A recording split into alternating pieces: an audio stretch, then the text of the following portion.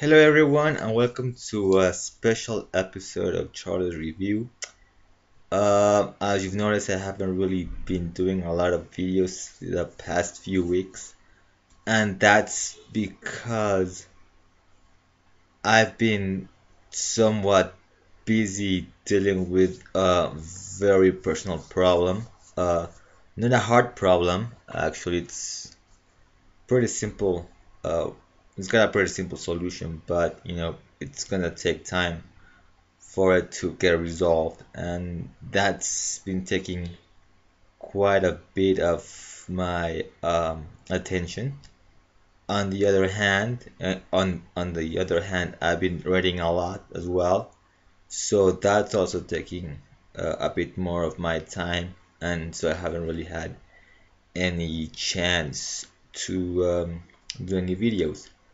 So I'll be in this sort of semi break for the rest of the year. I might do a few videos I did have planned uh, months ago, so I'll probably do a few of those before year's end.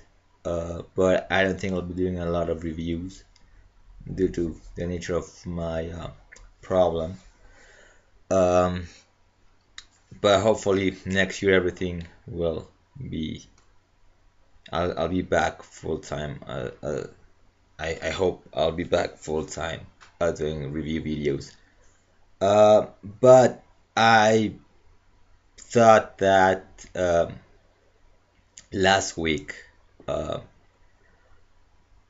two books came out. I think two books that have been quite talked about uh, uh, on Twitter. Talked about these books with a few people on Twitter. So I thought I'd give my thoughts on those two books, and I'll do a quick rundown on the others before we get to those.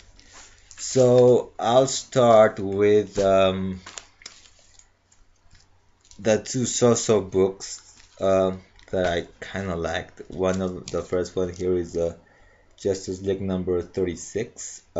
This is the official part one of the Mesa virus, the new arc. I thought it was okay. Not a lot of action, not a lot of talking. I felt it was a bit of a quick read, to be honest.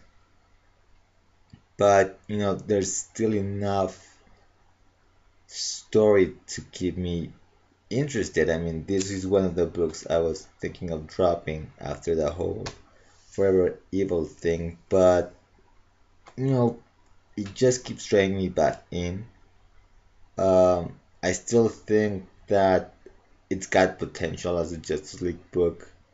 Just still doesn't feel much of like a Justice League book to me. I prefer, Justice League United. It feels more like a team book than this one, but it was okay. Teen Titans number 4 was also an okay book, to be honest. The ending of the first arc, I thought it was rather odd as an ending. I might have to reread the entire 4 issues to make some sense of the ending. Um, but still, it's not enough to make me drop the book. I still enjoy the Teen Titans, and think it's a little bit better than what Lobdell did, because I felt Lobdell sort of started the book with a specific premise. So as long as you have that specific premise running through the entire book, you just can play with that idea for so long. I think this one's a little bit better. It had a better start. The first 3 issues really did focus on both the team as a team and individual members as well. Um, but yeah. Then one of my top books for me every month, which is Buffy season 9. This is season 10, issue number 9. This is part 2 of the Return to Sunnydale. this also ends this sort of mini arc. What I like about Buffy as a series is that you get really short arcs. You have like two-parters. I think even the opening arc, which was a bit longer, sort of had a smaller sub arc in it. Um Anyways, a bit of an emotional issue.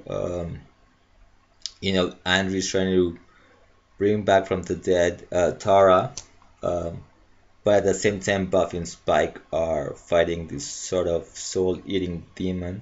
He feeds on souls, and is made stronger when he feeds on a soul that's touched the hereafter, death. So while he's resurrecting or trying to resurrect Tara, Andrew is actually feeding the demon. Uh, Fortunately, Willow stops him. Very emotional issue, like I said. Great read, as always. So let's get on to these two books. Wonder Woman number 36. Sorry about the glare. And Supergirl number 36. So these two books actually have a lot in common, but one is the opposite of the other. What they do have in common is new teams are starting, taking the books into a new direction. We got female writers. Both of them are pretty much new to comics, and they are helped by professional creators. But when I read this issue, I mean, I didn't love it, I didn't hate it, it just left me cold. It's got some interesting things going on, but you don't really get a sense of a story. Really, there's no. I can't really tell you what the story was because all you've got like threads, the beginning of something, uh, but I couldn't really describe it in one sentence. Unlike Supergirl, um, which is basically, Kara gets recruited by the Crucible Academy. Here you have a lot of stuff going on. Uh, it sort of touches on, her relationships with the Justice League. It touches on, the aftermath of the Azarello run. Um, but there's stuff with the Justice League as well, with disappearing series or whatever. Then the rain thing, it's just all over the place. It's not focused. David Fincher's art doesn't. I don't think it helps either. Cause you get a lot of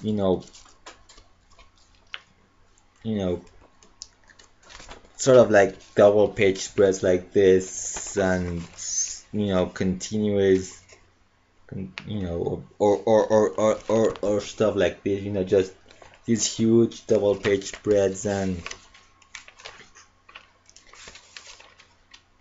gratuitous scenes like this. Doesn't really, I think, doesn't really add much to the story. And when you have big full pages, and they take away from the story. They just sort of pad the issue. And I you know I you know I didn't really enjoy it. And I'm one of the and I said in the past, uh I would love to try this book, because I wasn't gonna judge it or prejudge it before it went on sale, and I wasn't gonna judge it based on interviews or blurred from solicitations. I would judge it based on on the um, the product itself, and I was gonna give it like 2 months, 2 issues, this one and next month to make up on my if I would continue with this book. I'm not sure. I mean, it's I think it might have potential, but I'm not so sure if say next issue is just as scattered as this one, as unfocused. Uh, then this will have to go, and that it will be a sad thing because for me Wonder Woman is a very hard sale, a hard book for me to get into. Like Batman, I mean, those are hard sales for me, and I've tried reading Wonder Woman in the past. I tried Gail Simone's. I have a few of her arcs, but I never really stuck to it. I really got interested through the JMS run before the New 52 because I kind of liked the story. Uh, I gave Zorello's run a try, and that really sold me on the character. But this is like, I don't know, like if it doesn't get any better next issue, if it doesn't get self focused, then yeah, I think I'll be done with Wonder Woman for the time being. As for Supergirl, I mean, this is a great issue. The art is just amazing. I mean, I mean, I, I mean, it doesn't. I mean, just I hope you can.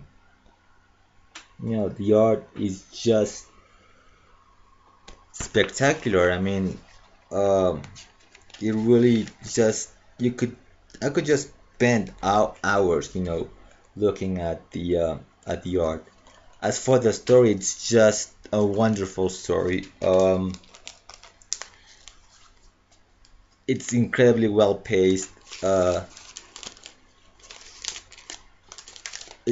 We get caught up with Supergirl since probably since her.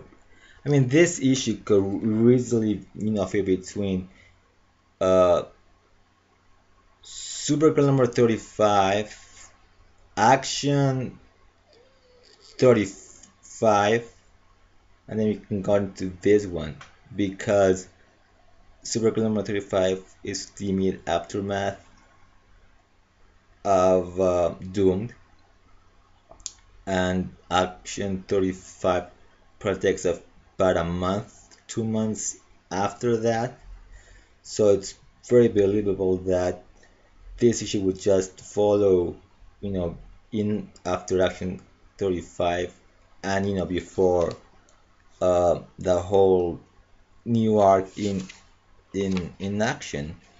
I mean, you have Peter Clark. I mean, you can really tell that this book is really in continuity, unlike the other books which have a clean-shaven Superman and aren't reflecting what Greg Pak is doing.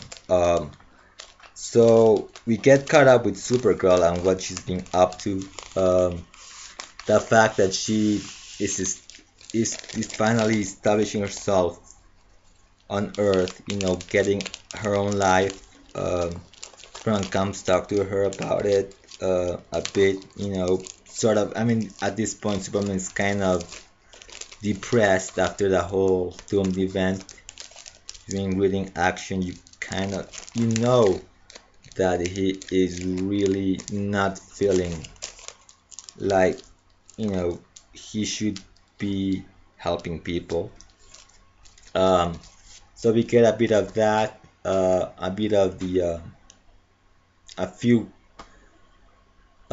moments with her, through her daily life as the people from the Crucible Academy are watching her, and then the rest of the issue is her being tested to be recruited into the academy. and we get a last page tease of Superboy. Uh, uh, and we were told that Superboy will be making will be playing a major role in the in this story. So I mean, it's just a great story by Kay Perkins and returning writer Mike Johnson, who relaunched the book along with Michael Green, you know, in 2011. So, he took the helm after I believe the zero issue, then left the book, and now he's back, and just a fantastic book. You know, doesn't really it it doesn't the tone doesn't shift. It's not a radical change for the character. Just like it just follows through her story after Doomed. Like I mentioned, where it fits into the larger picture. Uh, and this looks like it's gonna be a uh, fun run. Uh, and Supergirl seems to be heading into a much better direction. Now, with Convergence coming in the spring for 2 months, uh, I think a lot of stuff will be. Will this team be back after Convergence? Will this team be back after Convergence as well? Um, but yeah, I mean, this issue, great new start for the character. Uh, if you haven't been picking up Supergirl, you should pick this with this issue. I mean, you won't get lost. You get a little recap of what's been going on. Uh, this is definitely a Supergirl, anybody could get interested in and love. Uh, if you drop the book, this is a good place to, you know, get back into the book because it's this is probably I don't know how to phrase it, but it's just a great um the future looks bright for Supergirl. And I think that I'll say it like that. Um this book though, I don't know, will it get better? Will it get worse? Um I don't know, but one thing is sure, I don't need the whole book to have guest stars every issue. I mean, book is called Wonder Woman, not Wonder Woman, and so I hope it does get focused and it does have some interesting things in it, but you know, as a writer myself, even if I'm a amateur writer, uh, I could have written a better story. I would have actually written a story and not just threads to various stories.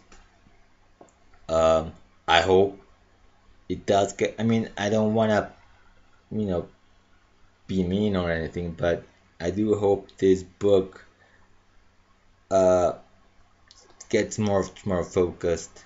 Uh, um, and gets better because it's Wonder Woman, and I think now that movies and whatnot, you know, she needs to be treated with you know better and not have some really off-putting characterization. I mean, she did come sounding a bit whiny at one point, so I don't think that's Wonder Woman. I think it's like a whole different personality compared to what Azrael gave us. So yeah, those are my thoughts on all of those books. They got a little bit long. I said it was gonna be a bit long. Um, so anyways, until next time, keep smiling.